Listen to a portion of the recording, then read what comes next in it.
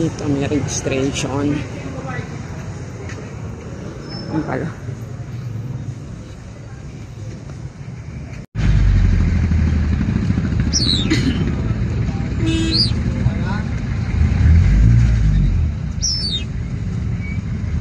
Share to you our output for today, and it is about diffusion. So it is a short role play from Group 4, and then afterwards I will explain to you that role play connecting it to our chosen task today. Thank you. 3, 2, 1, action!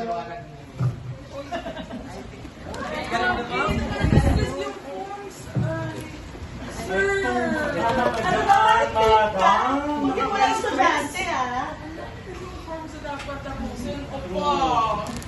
Ay, umma! Nag-apply tayo sa Wait. May mission tayo. Sandali lang bago tayo umalis. Sige, ma'am. Okay. TikTok tayo. Apat siya.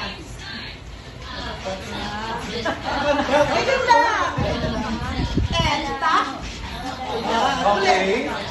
Hindi kita. Kaya niya. Weird. At sabi mo, ma'am. Upload ko na to. Bago tayo magano. Okay. Saan mo tayo kakain ngayon? Yun na nga, ma'am. Mura pa dyan. Yun ang pagkatawa natin. Gusto mo kanin? Naman. Kasi mo ba ba? Ikaw? Okay na sila pa, ma'am. Sige, sasabi tayo. Okay. Kain na tayo. Okay, yun. Wala ba naman palakpakan dyan? Yeah. Buwis buhay yung ginawa ng Group 4 dito, ha? Konti na lang St. Peter na kami. So, yun po. Ano mo ba yung ginawa ng Group 4? So, ang pinili po namin is, marami kasing types of diffusion discussed to us a while ago by our speaker. So what we chose is cultural diffusion. So it's about a spread of culture and the tendency for cultures to influence one another. So as we can see right now here in our society, nagkaroon na tinatawag nating sinocentrism. When we say sinocentrism, we love foreign cultures. We believe that foreign culture is best, specifically or superior, specifically Korean culture. So nagsimula po yun sa social media, sa mainstream media, na kung saan TikTok, yan po yung kadalasan natin ginagamit to release our stress, our frustrations, or calm ourselves kapag nagalit na tayo sa students natin. Punta ng faculty room, isang apity, then push na. Then nakita natin si ma'am, nagtitiktok siya, biglang pumasok yung teacher na dedicated sa pagtatrabaho, bonus na bonus, gumagawa ng forms. Pagpunta niya dito sa faculty room, nakita niya yung teacher niya, sabi niya na-stress daw siya sa forms, nag-aya ng kakainin. Ang kinain is samgyupsal. So naghanap sila ng samgyupsal. Buti hindi po kayo na high blood, no? Kaya ka po nabanggit kanina, St. Peter eh. Kaya po ang lalaki nila kasi yung bonus nila doon lahat napunta. So, nag-aya po si ma'am na mag-samgyup, si sir yung inayang mag-samgyup, kumain, pumayag, pero bago po sila lumabas sa faculty room, nakalimutang mag-time out, ay nag-TikTok po muna sila. So doon natin makikita na na-diffuse na sa culture natin, yung foreign culture ng Korean, at visible siya sa kahit sinong tao, common siya, specifically sa Gen Z na dinidiscuss a while ago. That's all. Thank you so much po.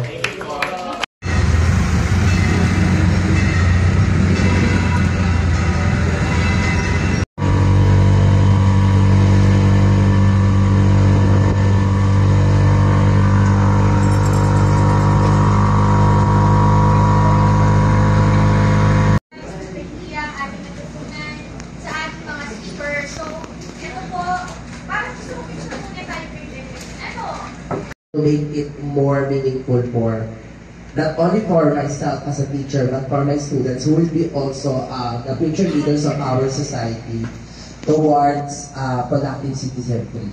Yun po, sir. Thank you. Thank you po, thank you po. And I also learned din po sa mga outpost ninyo. The hashtag is, the frontliner against the bagyo is the Sierra Madre. So let's protect the Sierra Madre. Mapakinggan natin mismo. UCFP. Ulit ka lang.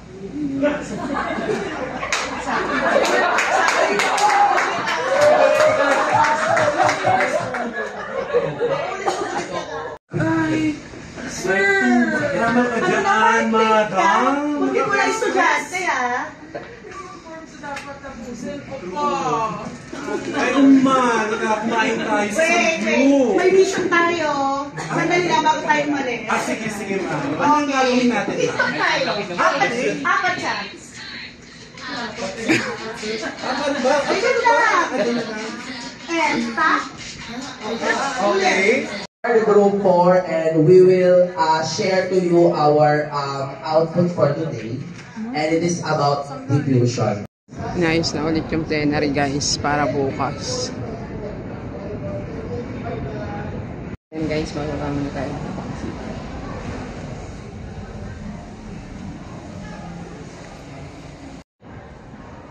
Yan guys, day 1 inset.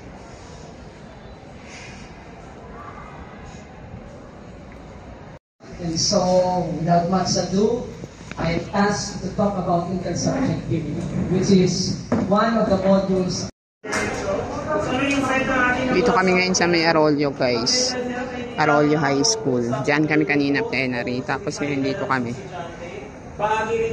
sa breakout session. May klase. Ayun. May nagtotok. Dapat baguhin natin yun na may... Ay pa ma'am.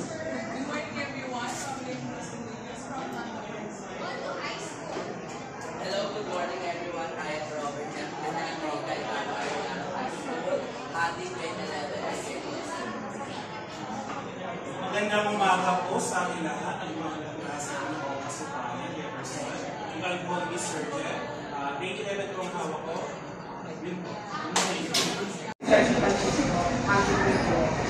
Thank you, sir. Good morning po, Vanessa Belugan po. Handling grade 11. Thank you, sir. Di ba may pa-video? Video yan. Good morning po, I'm Lisa Lopez from Jose Santos